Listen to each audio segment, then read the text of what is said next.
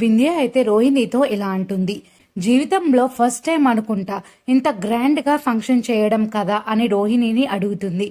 వెంటనే ఇంక రోహిణి అయితే బాలు దగ్గర నుండి ఎలాగైనా ఈ రోజు ఆ ఫోన్ కొట్టేయాలి అని రోహిణి అయితే వింధ్యతో అడుగుతుంటే, ఇప్పుడు నువ్వు ఆ ఫోన్ కొట్టేయకపోతే మళ్ళీ ఇలాంటి అవకాశం నీకు రాదు అని వింధ్య అయితే రోహిణికి హెచ్చరిక ఇస్తుంది. ఇంకా మరోవైపు అయితే ఫస్ట్ వెడ్డింగ్ యానివర్సరీ వేడుకలైతే చాలా ఘనంగా జరుగుతూ ఉంటాయి. ఇంకా మనోజ్ అయితే బయట నుంచొని వస్తున్న వాళ్ళందరినీ పలకరిస్తూ ఉంటాడు చాలా సంతోషంగా.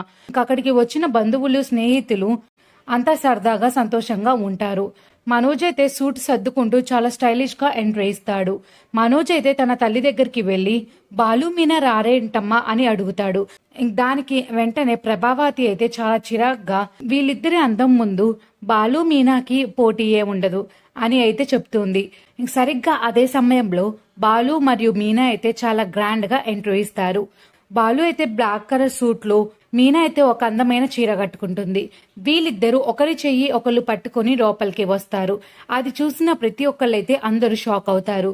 ముఖ్యంగా మనోజ్ అలానే తన తల్లి అయితే వాళ్ళని చూసి తట్టుకోలేక షాక్ లో అలానే ఉండి కుళ్ళుకుంటూ ఉంటారు.